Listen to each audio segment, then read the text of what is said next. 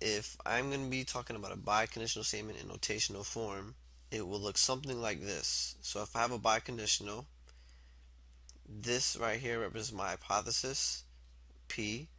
Q represents my conclusion.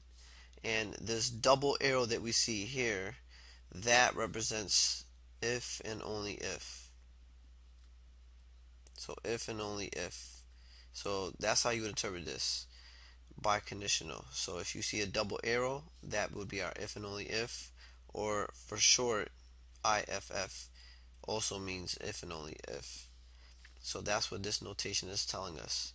P, if and only if, Q. And how do we interpret a biconditional such that we're talking about P, if and only if Q? Well, it means two things. It means that we have a conditional of the form if P, then Q. So my hypothesis is P, conclusion is Q.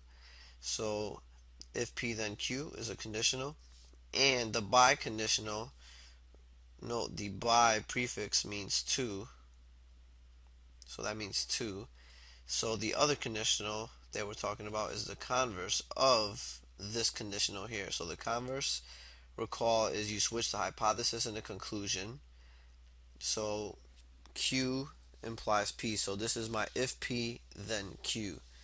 So a biconditional statement in notational form will look like this, and a biconditional means or represents two conditionals of this format here. So if P then Q, and the converse of that conditional, if Q then P.